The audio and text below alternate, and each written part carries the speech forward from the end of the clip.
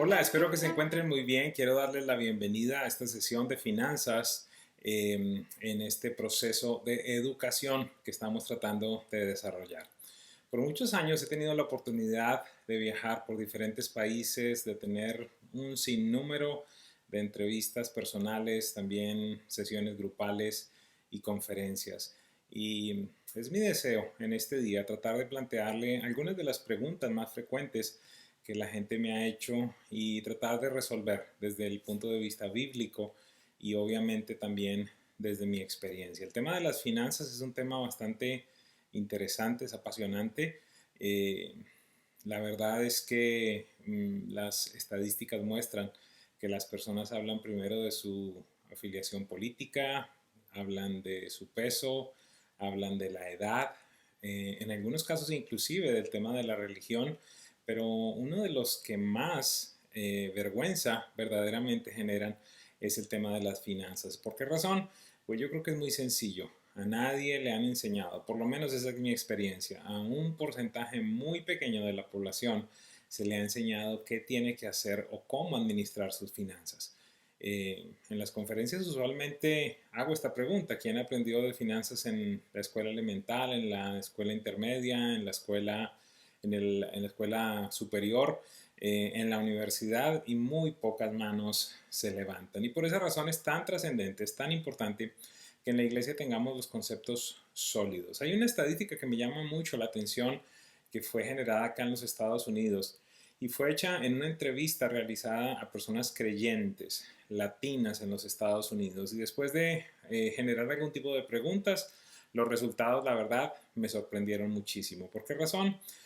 Únicamente el 8% de las personas entrevistadas, de nuevo, latinos creyentes, piensan que en la Biblia pueden encontrar algún tipo de consejo a nivel financiero. Imagine el gran desconocimiento que existe. ¿Por qué? Porque la Biblia está repleta de consejos, de principios sobre la administración del dinero, de los recursos. Y una segunda pregunta fue aún mucho más interesante. ¿Por qué razón? Se planteó la inquietud de cuántos pensaban que en la iglesia podían tener algún tipo de consejo a nivel financiero, y allí entonces el porcentaje se redujo al 4%. Es decir, 4 de 100 personas, de nuevo, latinos y en los Estados Unidos creyentes, piensan que pueden encontrar algún tipo de consejo a nivel financiero en las iglesias. Y bueno, parte de mi asignación pues tiene que ver con cambiar esta estadística por equipar, por entrenar a la iglesia en estos conceptos financieros. Así que quiero tratar de empezar a contestar algunas preguntas que son trascendentales. Esto que le voy a hablar funciona a nivel personal, a nivel ministerial, en todo ámbito. Empresarios lo han adoptado en sus negocios. Obviamente, muchas familias de la congregación y del continente entero han aplicado los principios de los que voy a compartir en este día, y también iglesias. Nuestro ministerio fundamentalmente es el fruto de estas cosas, de estos principios que voy a compartir. Una pregunta muy frecuente es: ¿quién debe administrar? Bien sea, vamos a hablar por un momento de la casa.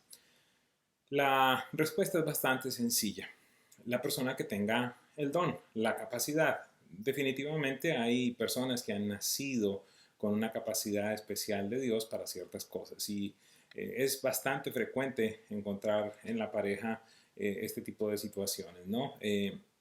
No soy muy bueno con los números, o ella no es muy buena con los números, y entonces posiblemente por la tradición, posiblemente porque se les ha enseñado así o lo han visto en su casa, pues hay una persona que usualmente, tradicionalmente ha sido el hombre el que lleva a cabo la administración.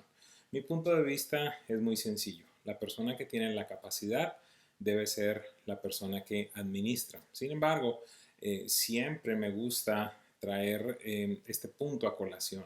La responsabilidad debe ser compartida. Es decir, no hay tal cosa, porque este es un vicio que he encontrado en muchas oportunidades. Las personas me dicen: no sé, yo tan solo me encargo de trabajar y pues le entrego el cheque y él o ella verá qué hace con los ingresos. Y esto es incorrecto, esto es inadecuado. Ambas personas en la familia entonces deben tener la información, deben conocer, y aunque uno de los dos lleve como tal la administración en el día a día, de nuevo, esta responsabilidad, este conocimiento debe ser compartido. Finalmente, es evidente que la Biblia nos habla que debe haber una cabeza y la responsabilidad final. Siempre invito a los hombres a que sea de ellos. Así que esta es una primera pregunta. Otra pregunta muy común es, ¿debo ahorrar? Um, y aquí se mezclan muchas posiciones, inclusive en algunos casos doctrinales. He escuchado todo tipo de cosas. Personas que dicen que si uno ahorra es porque no tiene fe en Dios, que no tiene la confianza puesta en el cielo, sino aquí en la tierra, en las cosas materiales. Sin embargo, yo encuentro patrones bíblicos diferentes. Por ejemplo, la vida de José es un ejemplo perfecto respecto al ahorro. El libro de Proverbios en el capítulo 6, Salomón nos dice, miren a las hormigas, ellas no tienen jefe, no tienen capataz, sin embargo en el verano ahorran, guardan para el invierno. Ante esta situación tan compleja que estamos enfrentando en los meses recientes sobre el tema de la pandemia, han sido muchas las llamadas que hemos recibido junto con mi esposa de miembros de nuestra congregación. Y afortunadamente la llamada común, la llamada más frecuente es para darnos gracias. ¿Por qué razón? Porque ellos nos dicen, en sus propias palabras nos dicen, no sé qué hubiese sido de nuestra familia si no hubiésemos aplicado los principios que ustedes nos vienen enseñando. Ya teníamos ahorros, teníamos una provisión para un momento como este. Así que, por supuesto, esta es mi opinión, ¿verdad? Esta es la manera como he manejado las cosas. En un momento como este tan difícil, pues le tengo que ser honesto, no hemos sentido la crisis financiera ni a nivel personal ni a nivel ministerial, y las personas de nuestra congregación, en su gran mayoría, sobre todo aquellos que han establecido los principios en sus vidas y en sus finanzas, pues no han tenido que enfrentar una situación como esta. Una pregunta también muy común ¿es malo endeudarme? ¿Debo pagar absolutamente todo en efectivo? ¿Cómo hago? ¿Cómo hago para tener una casa? ¿Cómo hago para tener un carro? En algunos países, ¿cómo hago para estudiar? El principio fundamental que nosotros compartimos es el no tener deudas. Proverbios 22:7 es bastante claro. El rico domina al pobre y el que presta se hace esclavo del acreedor. ¿El problema cuál es? Fundamentalmente que hemos asumido la deuda como un estilo de vida. Entonces, para muchas personas, pues no hay ninguna otra opción para obtener básicamente nada en la vida si no es a través de una tarjeta de crédito o de un crédito personal o de algún tipo de compromiso financiero. Creo que lo primero que debemos hacer como creyentes es renovar nuestra mente. El apóstol Pablo nos lo dice a todo nivel. ¿Para qué? Para que no nos amoldemos a este mundo, para que no nos amoldemos a la manera como este mundo determina que se tiene que llevar a cabo, se tiene que desarrollar la vida.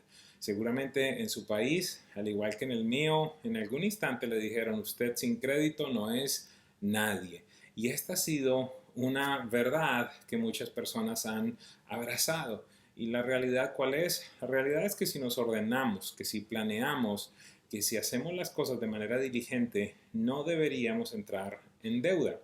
Hay un aspecto que me gusta resaltar. En la Biblia solo encuentro un instante en el cual un hombre de Dios da una instrucción para que alguien vaya a pedir prestado. Lo encontramos en el segundo libro de Reyes, capítulo 4. La situación, una viuda que había quedado con sus hijos abandonada y endeudada, se aproxima al profeta y le dice, mi marido, tu siervo, ha muerto y ahora han venido los acreedores a llevarse a mis hijos como esclavos. Siempre me gusta dejarles saber a los pastores que por favor traten de que esta mujer no sea su esposa. ¿Por qué razón? Porque ella dice dos cosas muy importantes. Dice, mi marido, tu siervo, le dice al profeta, ha muerto y tú sabes que era un hombre temeroso de Dios. Así que encontramos a un siervo de Dios, temeroso de Dios, que deja a su familia en la ruina. El profeta da unas instrucciones, no quiero entrar en detalles, ¿qué tienes? Tan solo tengo un poco de aceite, ve y pide vasijas prestadas, no pidas poco. Es decir, ve y endeúdate. A pesar de que no tienes nada, endeúdate. Se genera este milagro que seguramente todos ustedes conocen. Y esta mujer regresa donde el profeta y le dice, ok, el aceite se ha multiplicado. Y me quiero enfocar muchísimo en la respuesta del profeta. Él dice lo siguiente, ahora ve y vende el aceite, paga lo que debes y con lo que te quede vive tú y tus hijos. Entonces, en esencia, el principio es el siguiente. Solamente deberíamos entrar en compromisos financieros, no lo llamo deuda, yo lo llamo compromisos financieros, apalancamiento financiero, cuando ese apalancamiento o ese compromiso nos va a generar dinero, número uno, para pagar y número dos, va a generar riqueza para mi primera generación y para mi segunda generación. Por lo menos el hecho de que me genere a mí, ya estaríamos obrando de una manera adecuada. ¿Cuál es la realidad? La realidad es que la persona común se endeuda para cosas que no generan absolutamente nada, sino que por el contrario se deprecian. No son pocas las personas que sacan un carro nuevo, lo sacan a crédito y simplemente saliendo de la agencia, pues allí el carro ya ha perdido 20 o 30% del valor y tienes que seguirlo pagando por 4, 5, 6, 7 años en algunos casos. Nos endeudamos o ponemos una tarjeta de crédito para un televisor o para lo que sea y en esencia en un momento ya pierde su valor y sin embargo yo tengo que seguir pagando no tan solo el valor original sino los intereses. Entonces aquí surge otra pregunta. ¿Cómo entonces voy a obtener una casa? Sobre todo que es uno de los sueños que muchas personas tienen. Allí pues necesitamos hacer un análisis. Ahí hay algunas preguntas que yo verdaderamente no contesto públicamente. ¿Por qué razón? Porque cada persona es un mundo diferente. Cada persona, es decir, las finanzas de la persona que está sentada al lado suyo, si está con alguien, o las finanzas mías comparadas con las suyas son totalmente diferentes. Estamos viviendo temporadas diferentes, tenemos ingresos diferentes, compromisos diferentes. Entonces, en muchos casos creo que es algo irrespetuoso dar una solución general. Pero en esencia, este es el patrón que usualmente manejo.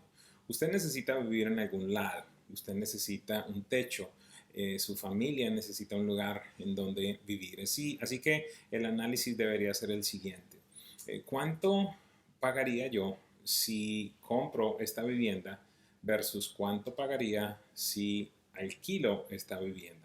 En un momento como este, por ejemplo, muchas de las personas de nuestra congregación están tomando la decisión de comprar. ¿Por qué razón? Porque los intereses están en un récord hacia abajo. No los había visto yo nunca en estos niveles, 2%, 2,5%, un interés alto en este momento en una hipoteca está en el 3% aquí en los Estados Unidos.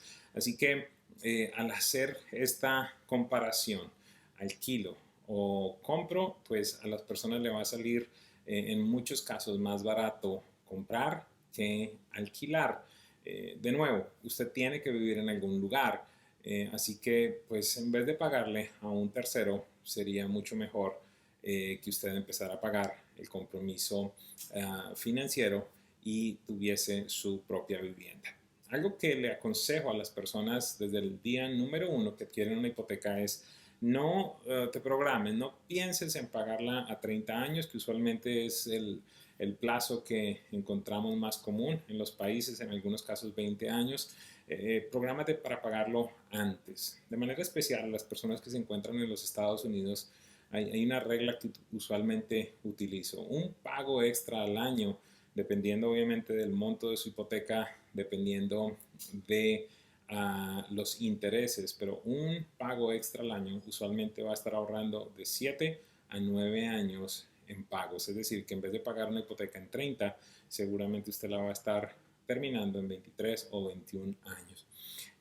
Necesitamos programarnos de nuevo para no estar simplemente toda la vida pagando una hipoteca. Una siguiente pregunta que es bastante importante es, ¿necesito un presupuesto? Y la respuesta es un rotundo sí. Jesús en Lucas 14:28 nos dijo, nadie se pone a construir una casa si primero no se sienta y calcula el costo. Es decir, nadie emprende absolutamente nada si primero no toma conciencia de qué es lo que tiene y cuánto le va a costar. ¿Por qué? Jesús lo dice, porque si no se va a quedar a media construcción y van a venir las personas a burlarse. ¿Sabe algo? Con mucha tristeza le tengo que decir, creo que esta es la experiencia de un montón de creyentes que empiezan su mes financiero sin un presupuesto, sin saber qué va a suceder, sin saber hacia dónde van. A tal punto que en muchos casos hacia el 14, el 15, si a usted le pagan el 15 y el 30, pues allí la situación ya está bastante compleja. Y por allí por el 28 ya no hay nada. Tenemos que mirar qué hacemos en el refrigerador, en la nevera, en la heladera, como sea que le dicen en su país. ¿Por qué razón? Porque nos estamos quedando a mitad del mes en muchos casos sin absolutamente nada. ¿Qué es el presupuesto? Es algo muy sencillo. Tan solo es una relación entre las entradas y las salidas de una persona, de una familia, de un ministerio, de un negocio en un periodo de tiempo. Muchas personas me dicen, la verdad es que yo no gano tanto como para hacer un presupuesto. Otras me dicen, yo gano mucho para hacer un presupuesto. Mi respuesta a las dos personas es lo mismo, ni ganas mucho ni ganas poco, necesitas un presupuesto. Y siempre utilizo esta analogía. El cuerpo humano se puede poner en pie porque tiene una columna vertebral. Así que el presupuesto es a sus finanzas lo que la columna vertebral es al cuerpo humano. ¿Qué quiere decir esto? Que el presupuesto es el que va a determinar qué puede hacer usted y qué no puede hacer usted. El presupuesto le va a decir, pero vamos a ser claros, de alguna manera el presupuesto es como el medidor de gasolina en el tablero de su vehículo. Él simplemente le indica qué está sucediendo, pero ese medidor nunca le va a decir, ve ahora mismo a poner gasolina. Ya es la decisión de cada persona si pone o no pone gasolina. Con esto, ¿a dónde voy? El presupuesto le puede decir a usted, este no es el momento para cambiar de carro, por ejemplo, o no es el momento para salir a restaurantes cada fin de semana, pero no va a impedir que usted lo haga. Así que, de nuevo, el presupuesto simplemente es un análisis entre las entradas y las salidas de una familia, de un ministerio, en un tiempo específico. Nadie se pone a construir una torre si primero no se sienta y calcula el costo. Así que esa es mi invitación en un día como este. Por último, quiero cerrar con el principio financiero más importante que he predicado durante los últimos 15 años. ¿Cuál es? El orden produce milagros. El orden produce milagros. Génesis capítulo 1 nos muestra la condición de la tierra y dice la Biblia que la tierra estaba desordenada y vacía. ¿Sabe algo? Después de visitar muchos países, literalmente de ir desde Canadá hasta Chile, hablando del tema de las finanzas, he llegado a la conclusión que las finanzas de la gran mayoría de los hijos de Dios son exactamente iguales o están exactamente en la misma condición que la tierra en Génesis capítulo 1. Las finanzas están entonces, o mejor, la cuenta del banco está vacía y las finanzas están desordenadas. Y lo interesante es que Dios tiene una respuesta ante esa situación que encuentra. Encuentra la tierra desordenada, vacía, y la respuesta inmediata de Dios es establecer el orden. Separó la luz de las tinieblas, separó lo seco de lo húmedo. Y entonces a aquello que él separó le habló para generar la vida. Mire que este es un patrón bíblico. No sé si usted recuerda lo que sucedió en el momento en el que Jesús va a multiplicar los peces y los panes. Él no lo hace simplemente de primera instancia. Lo primero que él hace es mandar a la gente a que se siente en grupos pequeños. Es decir, la masa de gente hubiese generado seguramente una catástrofe, pero la gente organizada en pequeños grupos generó que existiera una plataforma correcta para que ese milagro de multiplicación se generara. ¿Sabe algo? En sus finanzas va a suceder exactamente lo mismo. Hasta que usted no establezca el orden, es decir, hasta que usted no tenga un presupuesto, hasta que usted no tenga conocimiento verdaderamente de qué debe, a qué interés lo debe, por cuánto tiempo lo debe, no se van a generar los milagros. Con respeto le digo, he escuchado todo tipo de promesas, todo tipo de pactos, todo tipo de, no sé ni cómo llamarlos, de venta de milagros, para que las personas salgan de las deudas. Y quiero decirle algo, uno con ofrendas no sale de la deuda, uno con pactos no sale de la deuda, uno sale de la deuda organizándose y siendo fiel a Dios, siendo una persona generosa. Así que pues hay muchas otras cosas que quisiera compartir con ustedes, pero por ahora quiero dejarles simplemente con este principio, una vez más, que es el más importante. El orden produce milagros. Y recuerde algo, Dios no multiplica el desorden. Así que, ¿qué le parece si toma la decisión de establecer el orden en sus finanzas personales o en las finanzas del ministerio? Tenga un presupuesto, ah, haga un listado de las deudas, de los compromisos que usted tiene y establezca un plan para salir de deudas. Si usted desea, puede visitar mi página web edwincastro.com y allí puede descargar material totalmente gratis para que pueda tener herramientas con las cuales pueda establecer el orden y alcanzar la libertad financiera.